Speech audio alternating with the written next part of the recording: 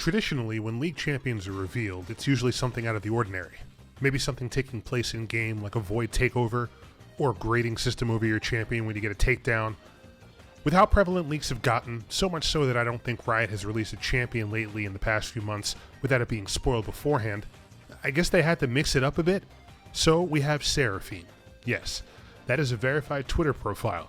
I got verified after shitposting on Twitter for 7 years, and I didn't even ask for that. It just happened. Anyways, depending on when you were exposed to this new champion, she's got one of two origin stories that you could commit to headcanon. You've got the traditional League Universe bio, which has her as someone who can hear voices. At one point, they were so intense it drove her mad, but her daddy got her a crystal that would make things quiet and she could be her very best, like no one ever was. But it wasn't just any old crystal. It was a crystal from Skarner's people, the Brackern. Yes, the little scorpion people are called Brackern. Whatever. If you watch Skin Spotlight's videos, Seraphine gleaned some pretty messed up info about his people. I'll let you watch that on your own, but here is a sampling. The Brackern fuel our city, our future. All I can do is sing their elegy. The other side of this coin you might have been exposed to is this happy-go-lucky teenager who wants to be famous and has big dreams to be the next American Idol or something like that. We get to live vicariously through her thanks to her public Twitter profile, Sarah.wave. At first glance, it seems innocent. If you've been on the internet for any more than 5 minutes, anyone can attribute a Twitter profile to somebody. Living, dead, real, or not real.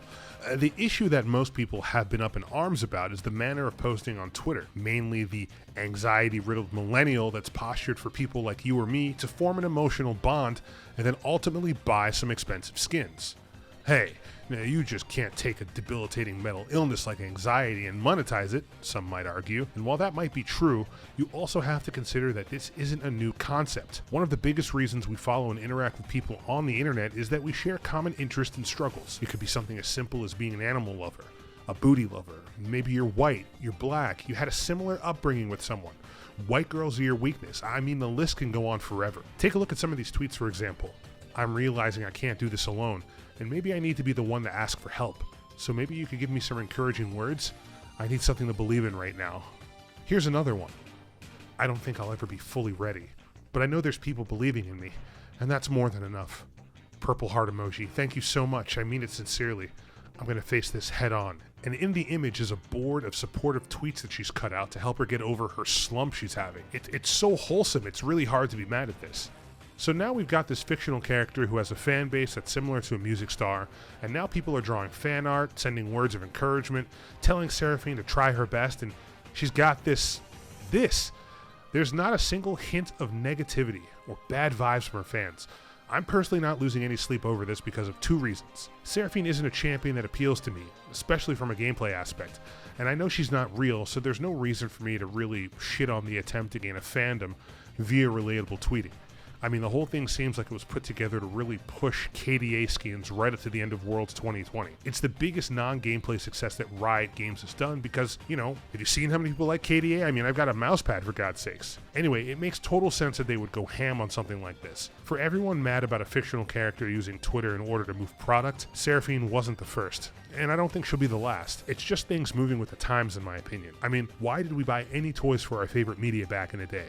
Why do we get so emotionally involved defending why a fictional character might have been written? The fictional characters that have Twitter profiles, we can tell that it's to push product at the end of the day. It's overt and it's in your face at times. While Sarah.wave may never explicitly post about buying her new ultimate skin in the League client, chances are that most of her fan base are League fans, K-pop fans, and that is a deadly combination in order to empty wallets, let me tell you. Just the other week, I learned that people collect light sticks. I guess that's a K-pop thing. In any case, that shit is sold out on Riot's merch site.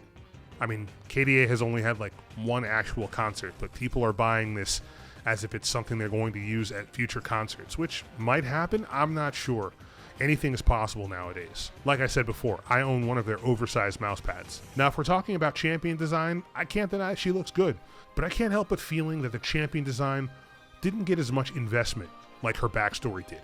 Seraphine looks like a name brand champion. It makes me think that Sona is the generic bottom shelf version of Seraphine that you find at Walmart. If Seraphine gets banned, I guess you can play Sona? Yay? At the end of the day, regardless of whether you hate Seraphine's Twitter account, or you love it or you don't care, the marketing of it all worked. I mean, we're talking about it all the same. 300,000 Twitter followers, a buttload of engagement, and an almost cult-like following, trolling or otherwise, means quite potentially we might see something like this again for a future league champion. I almost wish that more league champions tweeted.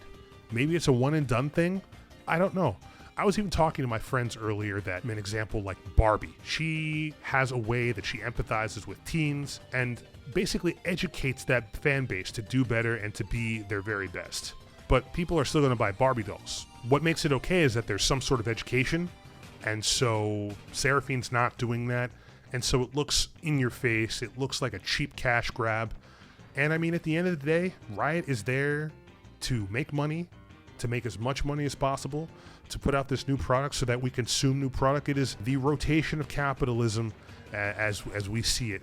100% HD clear focus. People might not buy the skin, but I know a buttload of people are going to buy the skin, and life will continue. What do you think about Seraphine and the commotion on Twitter? Let me know in the comments, or hit me up on Twitter at AkinolaGG. I know I'm not an attractive light-skinned woman, but I talk about anime, video games, and most importantly, I'm real. I text back. Thanks for watching, and I'll see your beautiful faces in the next video.